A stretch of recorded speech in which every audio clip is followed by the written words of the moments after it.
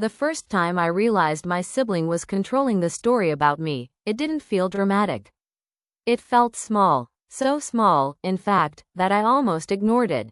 We were sitting at a dinner table crowded with people who weren't exactly strangers, but not quite family either. Friends of friends, distant relatives, the kind of group where impressions matter more than truth, because no one stays long enough to learn the difference. Someone asked a simple question. So what do you both do together? Before I could answer, my sibling smiled and leaned forward. I lead most of it, they said casually. They help with the details. Help. The word landed softly, almost polite, almost harmless. People nodded. Someone laughed. The conversation moved on. I smiled too, not because I agreed, because I understood something instinctively. Correcting them would make me look defensive. Staying silent would make me look small. And my sibling knew that. That was the first time. It didn't stop there. Over the next few months, the narrative hardened. At gatherings, they'd talk about their projects. At meetings, they'd introduce me as support. At events where names were remembered, they made sure mine sounded optional.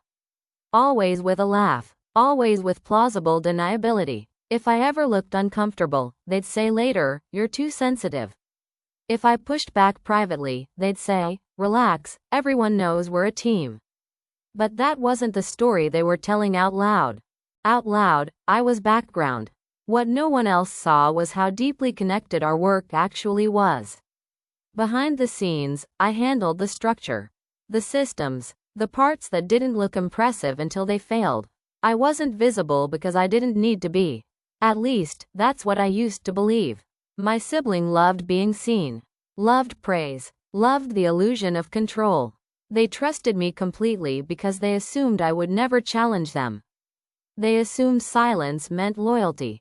The moment that assumption settled in them, everything changed. The jokes got sharper. She's not really into the decision side. They're better with execution than vision. I handle the pressure stuff. Each comment was delivered lightly, but always when the right people were listening. I watched the room every time. Who laughed? Who nodded? Who looked at me differently afterward? I noticed how people stopped asking me direct questions. How emails started going only to my sibling. How decisions were announced instead of discussed. The narrative was working. And the strangest part? My sibling wasn't lying. They were omitting. And omission is harder to fight than lies. I didn't confront them. Not yet. Instead, I started paying attention to details I had taken for granted before. Access. Permissions. Whose name was on what? Who had authority, and who was assumed to have it? The deeper I looked, the clearer something became. My sibling controlled the story. But I controlled the proof. Not intentionally. Not maliciously. Just by being the person who handled things quietly, consistently, without needing credit. They never asked how things worked. They never wanted to know. They just assumed I'd always make it work. That assumption gave me time. Time to document. Time to clarify roles. Time to stop covering gaps no one acknowledged. I didn't change anything overnight. I let the story continue. I let them enjoy the spotlight. Because the more confident someone becomes in a narrative that isn't fully true, the harder the fall when reality finally interrupts. And it was about to. They just didn't know it yet. The shift didn't happen all at once. It started with small things my sibling couldn't quite explain. Emails they expected to receive started looping back with questions. Meetings that used to be smooth suddenly slowed down. People began asking for confirmations instead of accepting statements at face value. At first, they blamed others. People are getting weird lately, they said one evening, scrolling through their phone. Too many questions. I nodded. That happens. They didn't hear the weight behind my words. A few days later, they called me into their office space. It wasn't really an office, just a room they used when they wanted to feel important. "Did you change something?" they asked. I looked up calmly. Change what? Access. Permissions. Stuff that used to be automatic. I paused, then answered truthfully. I clarified roles. Their jaw tightened. Why? Because things were getting confusing, I said. For everyone. They stared at me for a long moment, trying to decide if I was challenging them or helping them. That hesitation was new. You didn't have to do that without telling me, they said. I met their eyes. You didn't tell me when you decided to speak for me in public. Silence. They laughed it off. You're overthinking. Maybe. But systems don't overthink. They just respond. At the next public event, something subtle happened.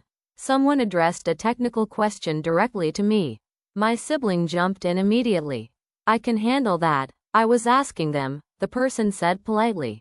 The room adjusted. Not dramatically. Just enough. I answered simply, clearly, with receipts. My sibling smiled through it, but the tension followed us home. You didn't need to answer like that, they said sharply. You made it look like I didn't know. I answered accurately, I replied. That's not the point. It never was. Over the next week, the calls started coming later at night. My sibling wanted reassurance, access, fast fixes. You can just push it through, right? Can you approve this real quick? Just handle it like you usually do. I stopped doing things like I usually did. Instead, I replied with questions. Who approved this? Is this documented? Where's the confirmation? Each question slowed things down. Each pause forced my sibling to confront something uncomfortable. They didn't fully control what they were presenting. The narrative was ahead of the reality. Then came the mistake. It happened at a gathering where people mattered more than my sibling realized.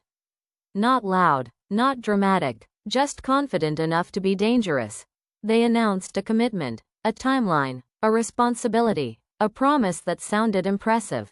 Heads nodded, notes were taken, expectations formed. I stood there, listening, heart steady.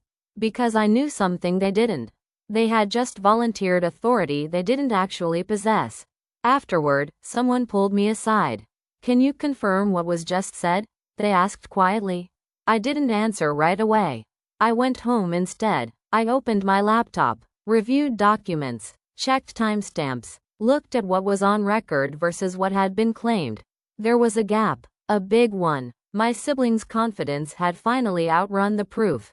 I didn't panic. I didn't rush. I prepared, because humiliation had built this imbalance in public.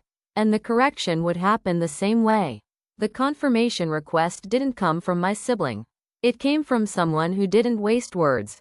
Can you put this in writing? The message read. Just so we're aligned. Aligned. That single word told me everything. I sat at my desk, staring at the screen, feeling none of the panic my sibling would have felt in my place. Because this wasn't a surprise to me. It was an inevitability. I replied simply, happy to clarify. No drama, no accusations, no emotion, just clarity. I attached documents, timelines, role definitions that had existed quietly for years but were suddenly relevant.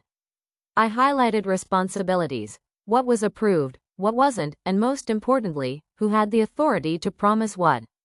I didn't mention my sibling once. I didn't have to. By the end of that afternoon, the room had shifted, without me ever stepping into it. Meetings were rescheduled, language softened, people stopped using confident phrases and started asking careful questions. The narrative was unraveling. My sibling called me that evening, voice tight. What did you send? They demanded. I answered a question, I said calmly. You made me look like I didn't know what I was doing. I paused before answering. You made yourself look like that when you spoke for things you didn't control.